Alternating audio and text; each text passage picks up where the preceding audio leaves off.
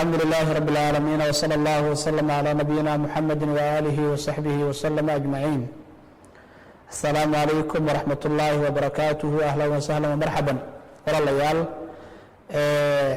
waa fadhigeeni shanaad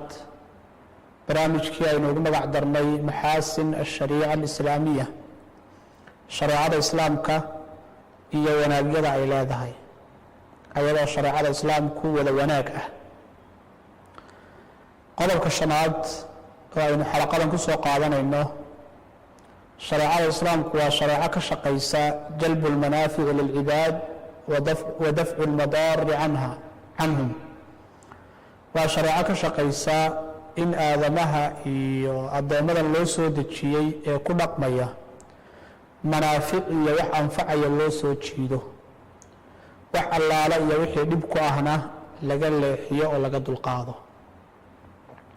waxay ka dhigan tahay tashriica islaamiga ah iyo waxyaalaha ilaahay noo sharciyeynayo asal waxa u ah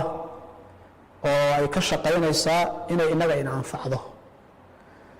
wixii dhibana inaga leexiso. huwa aladii khalaqa lakum ma fi اlardi jamiica, waa ilaahayga dhulkaa waxa dushiisa yaalla idiin sakhiray oo idiin sameeyey,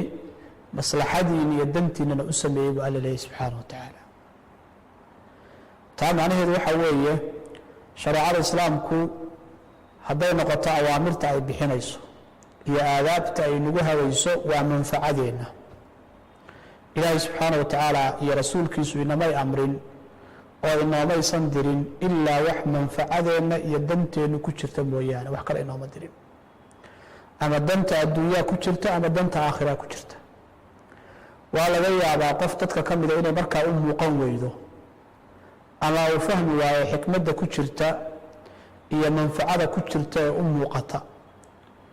waa suuragal. laakiin ciddii diinta ilaahay cilmi iyo aqoon u siiyey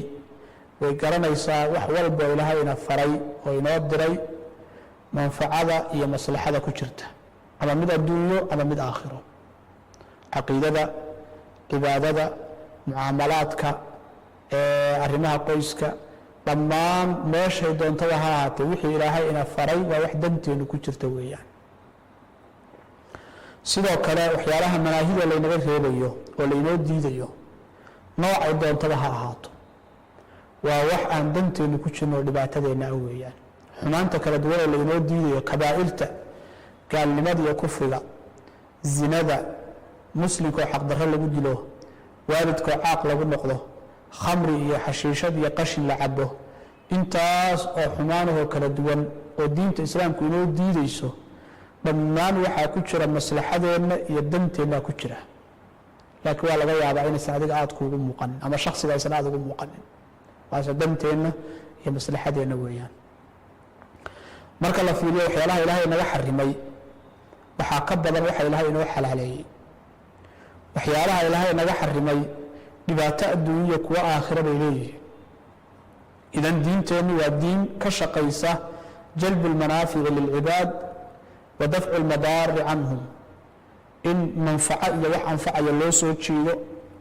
dhibaatadana laga leexiyo. bal fuqahada muslimiintu waxay dhahaan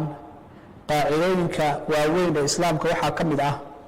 qaacidada la yihahdo qaacida jalbi lmasaalixi wa dafci lmadaar, oo culimmada qaarkood ay yidhaahdaan diinta oo dhan baaba ku dhisanba, diinta islaamkuba waxay ku dhisan tahayba in aadamaha maslaxadooda iyo dantooda la siiyo, madaartiiyo waxyaalaha dhibaysana laga hor istaago. waxaa diintu in badan naga waardiyeysaa caqiidooyinka khaldan iyo shirkiga iyo ilaahay qeyrkiiba lagu xidhmo, waayo waa dararka iyo dhibaatada ugu weyn ee aadamaha soo gaadha. adduunka intuu jooga waa ku dhibaato oo haddii qofku ilaahay cidaan ahayn ay ku xidhan yahay, xasilooni ma laha oo cidluu ku daalayaa, oo waxa uu dalbanaya raadinaya heli maayo, oo waxa uu ciddaa kale ka magangelaya laga magangelin maayo, oo awoodda ma laha ciddaa u baryayaay. aakhiro marka la tagana dee shirkiga gaalnimuu ku jirae naar inuu ku waara bay noqonaysaa. wahaluma jara dunuubtii kaliya macaasidii kalena waa saas. marka ilaahay subxaana wa tacaala diintana wuxuu inooga dhigay diinta noocaasa, ayadoo diintu manfacadeennaa ka shaqaynaysa ayaa haddana waxay tahay diin yusri ah oo fudud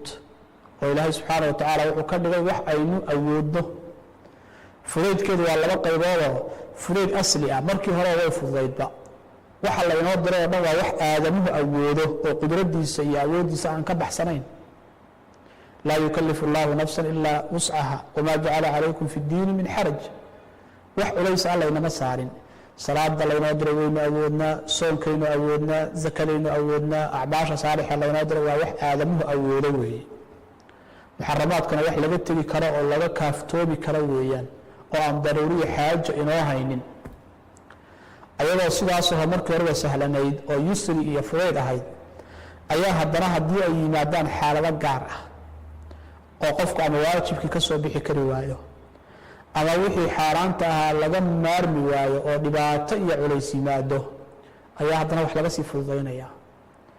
oo baktigii baa loo ogolaanaya inuu cuno mararka qaarkood oo haddii raashin dhuunta isu taago wax kaleu ku dejiyo la waayo khamradii baa loo ogolaanaya inuu qac ka siiyo oo uu iskaga dejiyo say dhuunta uga dhaqaaqdo waxaa dhuunta isu taagay wahaluma jara salaadii iyo soonkii wakhtiyadii safarka ahaa salaadihii qaar buu gaabinayaa oo soonkiiba dib u yana dhiganayaa oo hadhowtaa uu dib ka qadaynayaa waa wada taysiir manfacada iyo maslaxada aadamaha ayay ka shaqaynaysaa madaarta iyo culaysyadooda iyo dhibaatooyinkooda ayay ka dejinaysaa ilaahay baynu weydiisanaa subxaana wa tacaala inuu taas ina waafajiyo ilaahayna inoo yasiro ku dhaqankeeda iyo camalka dhigashadeeda wsala allahu wasalam calaa nabiyina muxamedi waaalihi wasaxbihi wasalama ajmaciin